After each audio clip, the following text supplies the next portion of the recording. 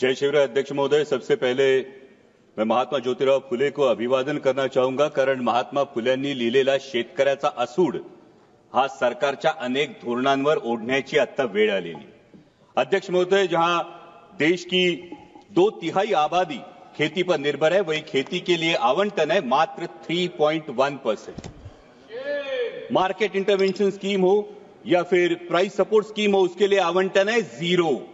प्रधानमंत्री फसल बीमा योजना में कटौती है 23%। अध्यक्ष महोदय, माननीय प्रधानमंत्री जी ने महाराष्ट्र में आकर किसानों को गारंटी दी थी सोयाबीन को 6,000 रुपए प्रति क्विंटल दाम देने की, लेकिन एमएसपी मिली 4,800 और उसमें भी एमएसपी पर जो खरीद हुई वो खरीद है मात्र 20%। बाकी 80% किसानों को अपना सोयाबीन 3,500 4,000 में बेचना पड़ा, जहां की लागत का खर्चा है 7,000 रुपए प्रति क्विंटल। तो कैसे होगी कि किसान की आय दुगनी और क्या हुई माननीय मोदी जी की गारंटी। अध्यक्ष महोदय, अभी सरकार सोयाबीन के दाम बढ़ाने के लिए एडिबल ऑयल्स पर इंपोर्ट ड्यूटी लादने की बात कर रही है, पण हा रोगापेक्षा इलाज भयंकर है, क्योंकि उससे सोयाबीन के दाम नहीं बढ़ेंगे, उससे सिर्फ बढ़ेगी तो महंगाई बढ़ेगी। सोयाबीन के दामों पर अगर हमें असर करना है तो जो मक्के की डीडीजीएस है और जो सोया डीओसी है, जो 120 लाख टन अभी भी देश में पड़ा है, उसको एक्सपोर्ट करने के बारे में सोचना होगा। लेकिन सरकार पर पोल्ट्री और पशु खाद्य इंडस्ट्री की ऐसा क्या दबाव है कि सरकार सोया डीओसी एक्सपोर्ट नहीं कर रही है। मेरी सरकार से गुजारिश है कि कम से कम 15 से 20 लाख मैट्रिक टन सोया डीओसी एक्सपोर्ट किया जाए। और वैसा ही बहुत इंपॉर्टेंट मुद्दा है प्याज का। जब प्याज को एमएसपी देने की बात आती है तो सरकार कहती है कि प्याज जीवनावश्यक वस्तु नहीं है, लेकिन जैसे ही किसान को 4 पैसे मिलने का अवसर निर्माण होता है तो सरकार निर्यात पर पाबंदी लगा देती है, निर्यात शुल्क लाद देती है और कहती है प्याज तो जीवनावश्यक वस्तु है। अध्यक्ष महोदय, हमारे देश में कई समाज ऐसे जो कभी भी प्याज नहीं खाते। हिंदुओं में भी चातुर्मास में 4 महीने प्याज नहीं खाया जाता, तो फिर प्याज जीवनावश्यक वस्तु कैसे हुई। अध्यक्ष महोदय, अगर ग्राहक को एक औसतन अगर कंजम्पशन देखें तो 5 से 6 किलो औसतन कंजम्पशन होता है। 60 रुपए किलो में भी अगर प्याज खरीदना पड़ता है ग्राहक को, तो भी सिर्फ 300 साढ़े 300 रुपए उसका खर्चा होगा, जो आपके मोबाइल रिचार्ज से भी कम है।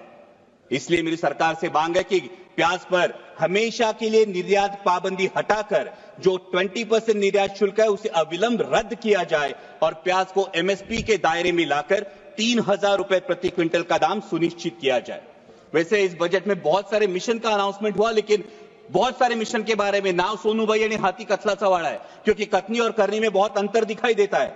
जहां पल्सेस में देश को आत्मनिर्भर होने की बात की जाती है, वही अभी किसान मार्च अप्रैल मई में चना बेचने के लिए मार्केट में आएगा, लेकिन सरकार ने पीले मटर का 31 लाख मीट्रिक टन आयात की है।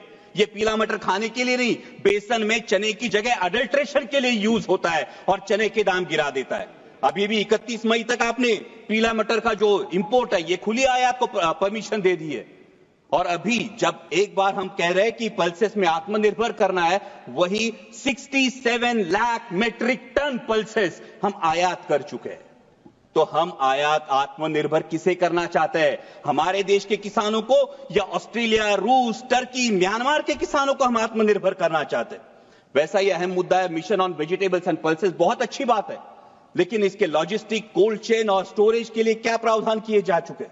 आज मेरे नारायण गांव में टमाटर किसान को बेचना पड़ता है सर 4 से 5 रुपए किलो में, और शहरों में ग्राहक खरीदता है 20 से 25 रुपए किलो में।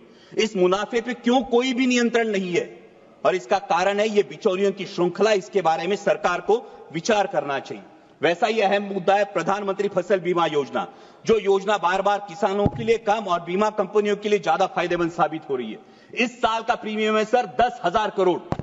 बीमा कंपनियों को जो प्रीमियम मिला है वो है 10,000 करोड़ का, और नुकसान भरपाई का जो भुगतान है वो है मात्र 680 करोड़, 7% से भी कम।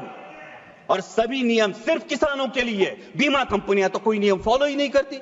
इसका मतलब योजना किसानों के लिए, पैसा सरकार का यानी टैक्स पेयर का, और भला हो रहा है बीमा कंपनियों का। इसे मराठी में कहते हैं आंधळ दळतंय आणि कुत्र पीठ खाते। और एक बहुत अहम मुद्दा है, महाराष्ट्र की महायुति सरकार में सत्ता में आने से पहले किसानों से वादा किया था ऋण माफी का। सरकार के इस आश्वासन की वजह से किसान अब ऋण माफी की तरफ आस लगाए बैठे हैं, और मार्च एंड होने की वजह से बैंक किसानों के पीछे रट लगाई है। आज महाराष्ट्र में हर दिन 7 किसान आत्महत्या कर रहे हैं। क्या कृषि प्रधान देश के लिए ये सम्मानजनक बात है? और अंत में 2 ही मुद्दे सर।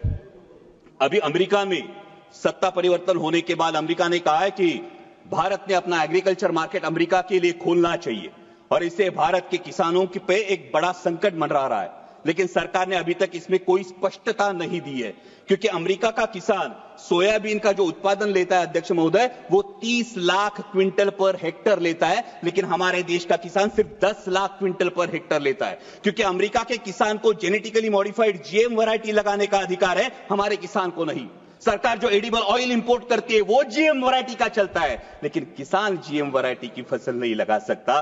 तो कैसे होगा? जहां अमेरिका अपने किसान को सक्षम कर रही है, वही हमारे विश्व गुरु देश का किसान अभी भी एमएसपी के लिए जूझ रहा है। सर, प्रधानमंत्री जी ने एक बहुत प्यारी बात कही महाकुंभ के बारे में वक्तव्य देते वक्त। उन्होंने कहा कि नदी उत्सव मनाना चाहिए, लेकिन ये नदी उत्सव नदियों का खोलीकरण, रुंदीकरण और पुनरुज्जीवन होगा, तभी असली नदी उत्सव होगा। सर, महाराष्ट्र में कैलाश नागरे जैसा एक युवा प्रगतिशील किसान अगर खेतों को पानी नहीं इसलिए खुदकुशी करता है, तो क्या ये हमारे पॉलिसी पे तमाचा नहीं है? सर, आज हर कोई बहुत सारी चीजें खोदने की बात हो रही है, लेकिन डैमों में जो मिट्टी जमा हुई है सर, 30 से 40% कैपेसिटी हर किसी डैम की कम हुई है। शायद उत्तर भारत में इसका प्रमाण और ज्यादा होगा, लेकिन इसकी मिट्टी खोदने का कोई प्रावधान अब तक किया नहीं। अंत में इतना ही कहूंगा सर, मैं सरकार से गुजारिश करता हूं कि हमारे देश को, किसान को पर्याप्त पानी, अच्छी क्वालिटी का बीज, उत्पाद को सही दाम और इंटरनेशनल मार्केट में कंपीट करने के लिए फ्री हैंड दीजिए। वो सरकार के कथित 17 रुपए दिन के सम्मान का मोहताज नहीं। और जाते जाते इतना ही कहूंगा, मस्जिद के नीचे तुम मंदिर क्यों ढूंढते हो? मस्जिद के नीचे तुम मंदिर क्यों ढूंढते हो? भविष्य की ओर देखो, तुम इतिहास पर क्यों लड़ते हो? ठीक है, धन्यवाद। वो लड़ाएंगे भड़काएंगे, वो लड़ाएंगे भड़काएंगे, लेकिन राष्ट्रहित का रुख तू कर, किसानों के हित में हमेशा इंसानियत की बात तू कर, इंसानियत बात तू कर। जय शिवराय, धन्यवाद।